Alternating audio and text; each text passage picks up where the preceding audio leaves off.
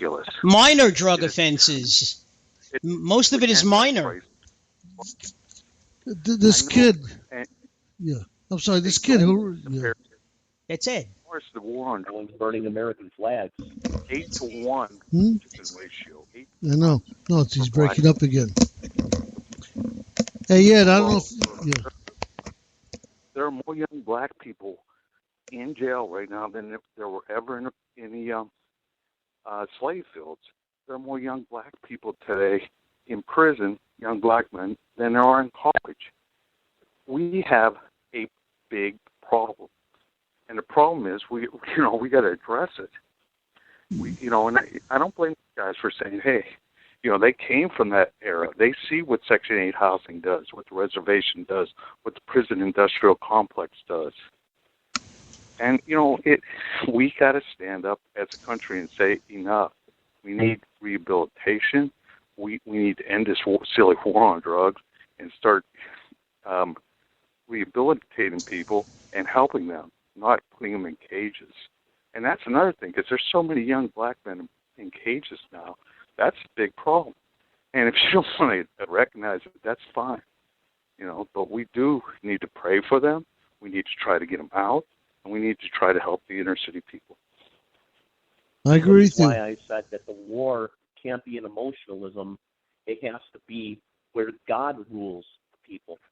Because if God rules the people and we become servants of God, then we would listen to God and what he says to do, rather than a man trying to protest out of his problems. And so you would throw away the Constitution and make us into Iran. That's not what I said at all. Well, the Constitution is based on God's will. It is based on biblical principles of freedom, grace, mercy, love. The respect individuals. Okay. Yeah, it's based on biblical principles. All right. Well, but it's not a. Hey, Nas, check this out. Well, explain this to me. Congress shall make no law abridging what? Freedom of religion, freedom of speech. Yeah. So, I don't get what you mean with that. Most of the people who actually wrote the Constitution were deists, meaning that they thought God set the world in motion and then backed off it. These people were not Christians in the traditional sense. If you read Jefferson's Bible, I think don't forget, Naj. Of that. The other unfortunate part is our founding fathers who wrote the Constitution were talking about white landowners. Okay, they weren't talking about black slaves or black men at all. Okay, or women. Or women. I was going to say, and forget about women. Yeah. Right. So but they did make it a what I call a living document that can be changed and amended for the times that you're in. So you do got to give them that. And you have to give them that no matter what. And that is the beauty. That is the beauty of the Constitution, that amendments can be voted on and passed based upon the society in which people live. Okay. Obviously, we're living a lot differently now than we did 240 years ago. Okay, so some of the laws are outmoded, outdated, have to be changed and modified. Just like at some point we have to examine the Constitution, the Bill of Rights, and we have to say, okay, what can we change? What has to be changed? Indeed. And can I add something real quick? I won't be long. I know I've been talking a lot, but I won't be long. And look, we do have to fix the inner cities, and that does have to be a real strategic point for America to become whole. But we also have to fix the rural areas, too. The trailer parks and the barrios are living in just as dire conditions. Their college rates are just as dire. Their state test scores are just as dire. Their job opportunities are just as scarce.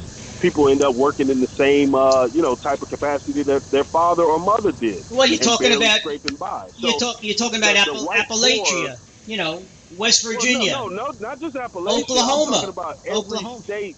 No, well, you yeah. can go to every state in this union and find the poor white side of town And that's usually not addressed because most people don't care about poor white people. So that has to be added to the docket as well. Yeah, they're called white trash. That's what people would call them. Right. Just think about that. Think about that. The idea that you would call a generation of people trash trailer because they don't have money or opportunity or the chances other people have. I want to They're tell living you with hurdles in front of them too, and it's difficult to get out. It's just as generational of poverty in the trailer park as it is in the ghetto. It is. It's just as hard to get out. I don't know. Did you hear about this college kid who raped this girl who was she was out cold? Yeah, Brock something or other. Yeah.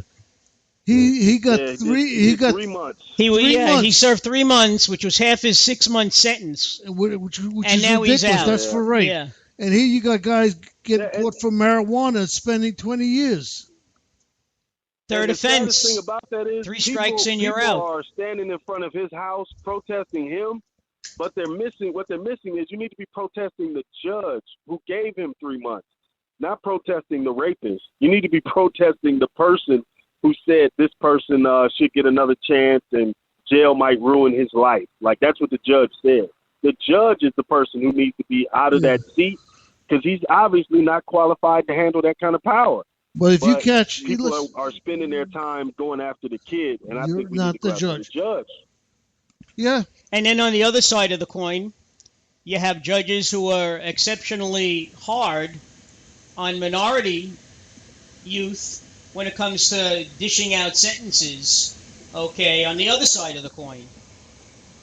No, dude, there's a story out this week in Louisiana to where the college football affected the mood of judges. So if LSU lost on Saturday, that next week, Monday, Tuesday, Wednesday, that judge was going to be way more firm, give out much harsher sentences than he would have if LSU were to win. They did it from 96 to 2012, where they went through all of these cases down in Louisiana, and they found a bias just in college football fans, judges who are alums or things like that, man. So, yeah, man, I mean, like I've always been told since I was a kid, man, if you go to court, man, you better hope you go in the morning. Because if you go and the guy hasn't had lunch or he's had a bad day, his emotion could affect how you're, how you're adjudicated. And that's crazy. That's true. Like they tell you, I agree with you, Nas. Never buy a car never buy a car that's made on a Monday. Too many people, because too many people call in sick, and the person putting that car together is not as expert as the guy who's putting it together on Wednesday. Ah, okay.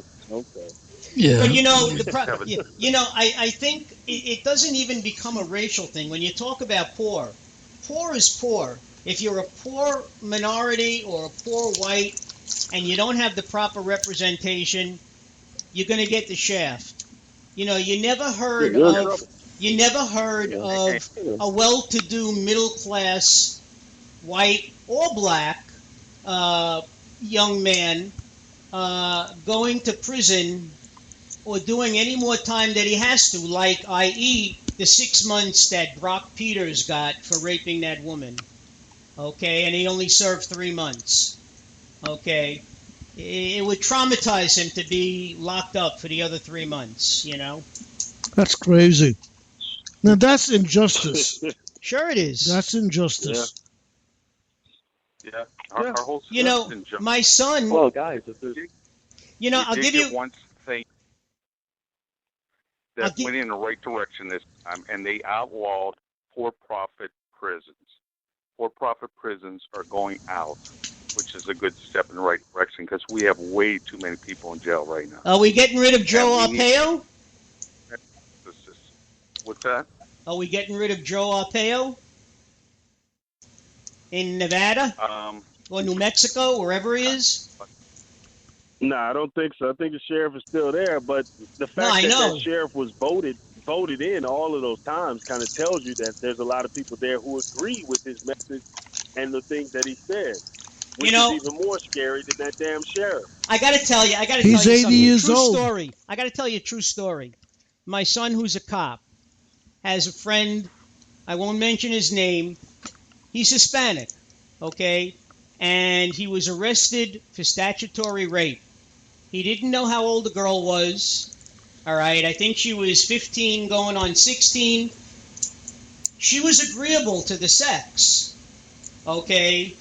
Eventually, her parents dropped the case because they realized that their daughter was partially to blame. But because it had already been adjudicated, the DA refused to drop the case, and they sentenced him to prison for a few years, whatever it was.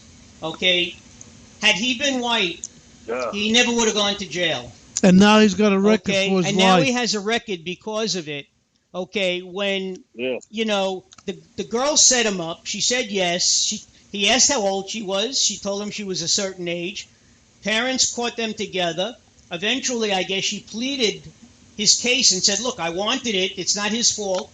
But the law being the law said, well, we have to continue with this. And he spent a few years in jail. And he's a nice kid. A real nice kid. I mean, she told him she was legal age, and she looked old. You know, what can I tell you? And that's a truth. God's honest truth. Yeah.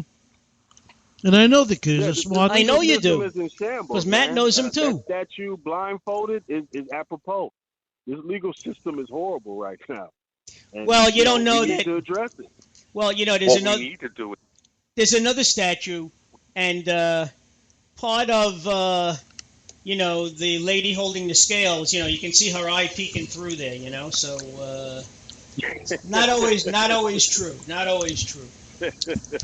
What can I tell you? We need to bring back a true common law grand jury of the people, not of any politicians, not tied to politicians at all, to oversee and review cases and oversee our politicians too. And we used to have stronger in the earlier days of this country, but today they're rubber stamped with prosecutors. But we should have a free common law grand oversee. But you know, if a police brutality, it should be taken to the people, and the people should be able to. You know, it shouldn't be going to the prosecutor's grand jury. It should be going to the people of that community, their grand jury, and say, how do you feel about what this officer did? How do you feel about what the judge did? How do you feel with the clerk of court? We should be able to view them because injustice is coming from our judicial system. You know, I got to tell you, I got another true story. A couple of them, actually. My friend's son is a defense attorney, but he used to be an ADA. Okay, and let me tell you, the courts, the ADAs, the defense, they make deals all the time. They really do. He was, for one thing, he was all the time is horse trading. I'll give you this guy for that guy. And, listen. The part of this is the problem. No, well, ahead, listen. He was hired by a guy who committed a crime. All right, I don't know if it was murder or not, but he was supposed to do at least 10 or 12 years. The guy said this was when, he was he's a defense attorney, and he said, no, that's not going to work. He said, I don't want to do any more than 5. And they worked out a deal. They plea bargained, and he got his 5 years. You know, instead of 12 years with the possibility of parole at 7, he got 5 years, no parole, and he got it. In another case, 2 guys went to a party and shot the place up, killed 2 people, and they said, no way am I going to go away for man 1. That's crazy. They plea bargained it down, and they said, look, if you plead guilty to, manslaughter 2 or something like that, he said, we can get you a deal. He said, well, I don't want to do a deal. I don't want to go upstate. My family lives down here. You got to put me in a jail close to my home. So they sent him to Danbury. Okay. But in Danbury, the DA had to check with the warden because, there are plenty of gangs in prison. and these two guys were part of a gang. They had to make sure that by